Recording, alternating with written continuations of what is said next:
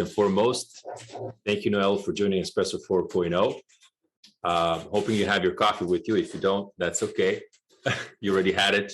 It's a different time of day. You have it? Excellent. Yeah, I start my day always with a very good coffee, very early in the morning, like 7 p.m. Here is 9:05, so I did my coffee like 2 hours ago. Got you. Okay, not a problem at all. But in any case, thank you very much for being part of Espresso 4.0. We kind of circle each other on LinkedIn. We like each other's stuff. You were very present over there. Some very educational stuff. Some very good pointed questions and conversations that you've engaged with me over LinkedIn as well. So I was looking forward to this meeting and having you here, especially having met in person in our meeting from last week. So why don't we kick it off with a question? We spoke a little bit about what you do, what your work is, and you mentioned something that resonated with me, and that's that consultants have a bad rep in industry. And you having experience in being in a consulting roles, I would say that I wanted to know why that is. Why do you think that is? And how do you remedy that? How do you surpass that challenge? Yes, in the past, I had the experience to work with consultants. In fact, I made contract with them when I was working with Big Pharma. And the most typical challenges consultants have are related to two different points. The first one is the one I call consulting magic. What is this? It is the result of consultant making claims. They talk about doubling or tripling your business capacity overnight, or they pray that they have a solution that no one else can provide or implement as well as they can. It worsens when the client, in our case, has no experience working with an outsider and candidly put their complete trust in this almighty consultant. They go to work doing what they said at the great job, and the client is happy at first. No longer after, the client realized that what the consultant helped them do has put them in a bigger mess than they started. So that would be the first point that we had to challenge with the consultants. The second is a very common phrase they have. They used to say, results take time, don't worry.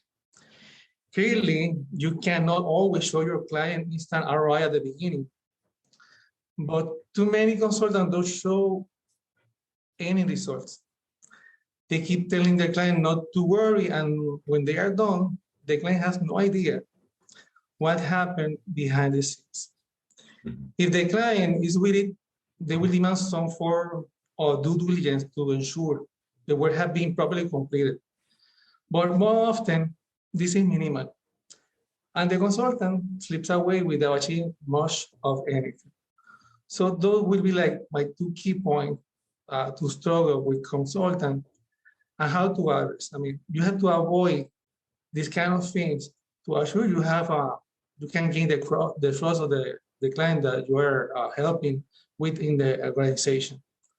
That's why I decided to go further in this in my business. Instead to talk about myself as a consultant, I talk about myself like a coach. Because consultants are always responsible to deliver the results, but they are not sometimes don't do well when they have to transfer knowledge gained during the process of implementation of their ideas.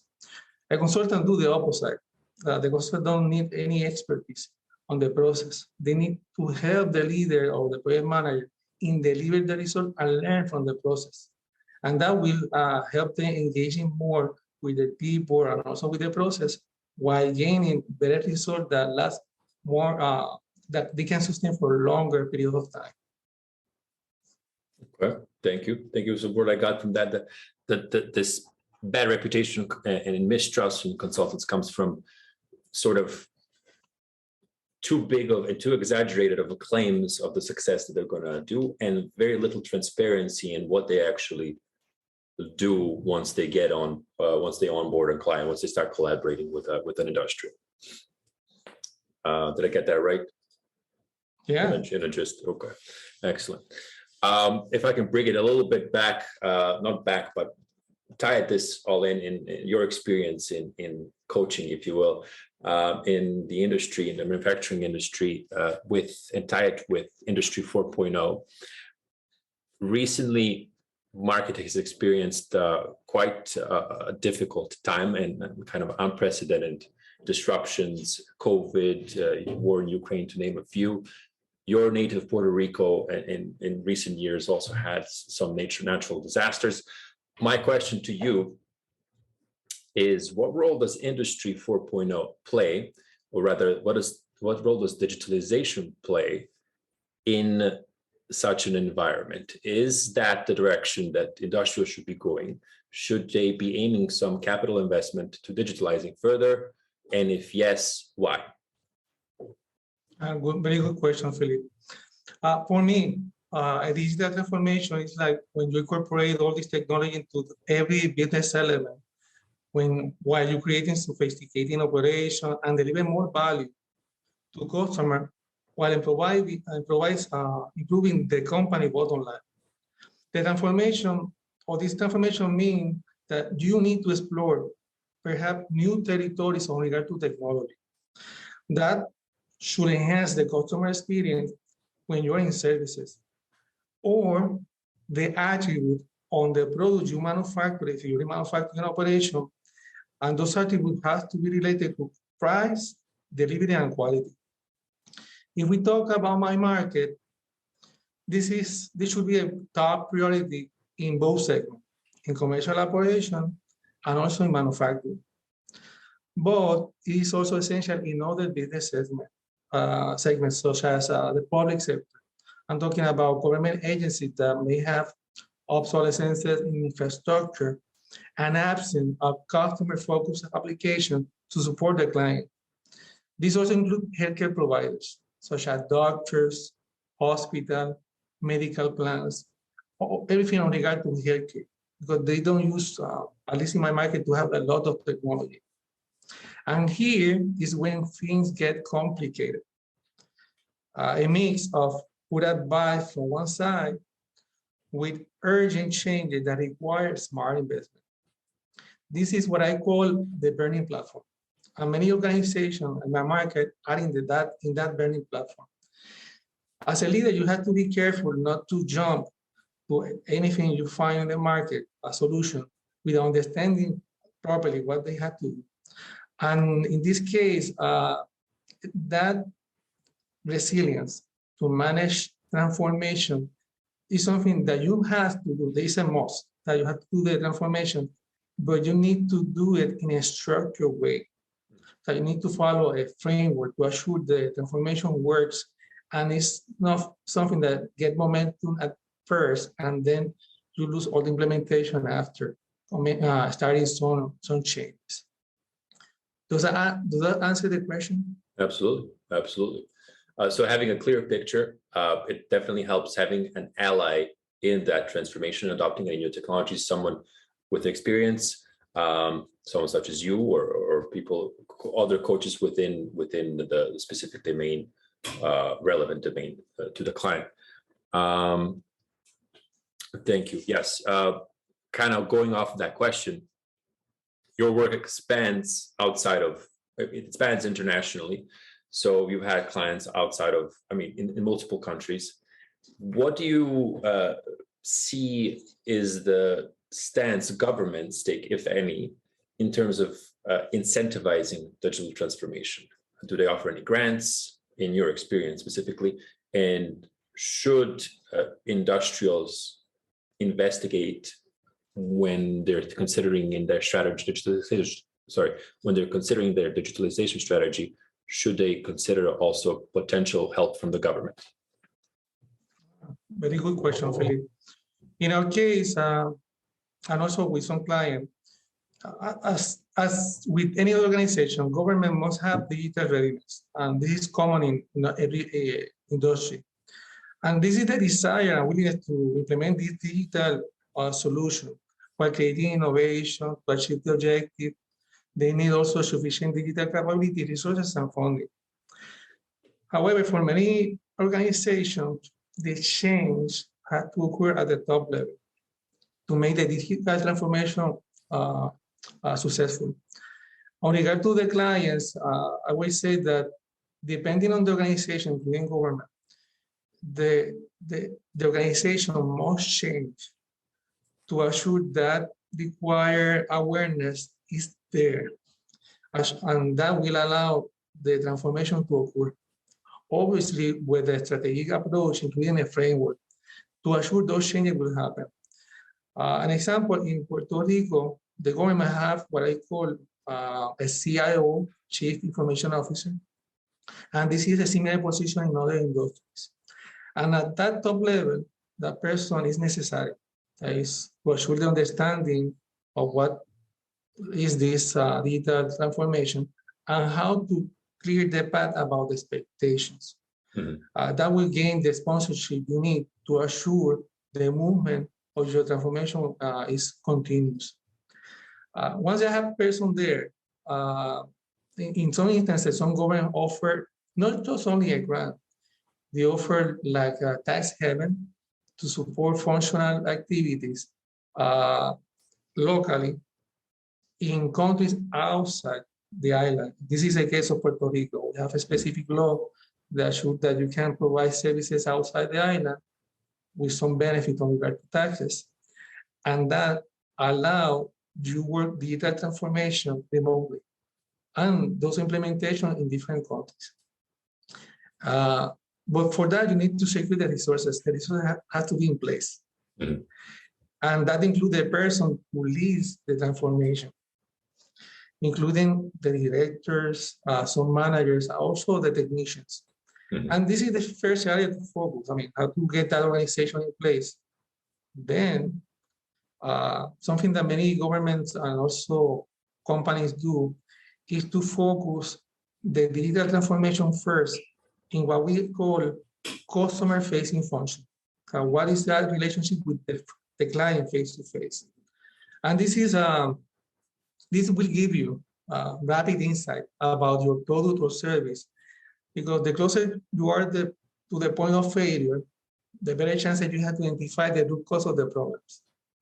And when you gain those insights, then you can deliver or you can design solutions to address issues that come from complaints or perhaps defect on your product or service that you provide. For last, there also some government provide grant in labor. In this example, you can provide subject matter experts on digital transformation with experience in change management. The combination is very popular because this resource, when it's well trained, secure the knowledge transfer to whatever company they are working with, and they are very good at addressing those surprises during the testing and implementation before, during, and after the solution is in place. So those are the kind of things that I will say help us to address the incentivation for business transformation, at least in my market. And those are the things that people consider: expert, the tools, but especially the knowledge, how to make the transfer and how to handle the change that will come with it. Understood. Obviously, it's not just enough to get the new technology. Once you have it, you need to know how to use it properly, and you need to move culturally from experience or intuition-based business, where you're relying on the experience of your engineers and operators, to a data-driven business, where you're relying on data coming in from your production, so to make best and quicker and better decisions.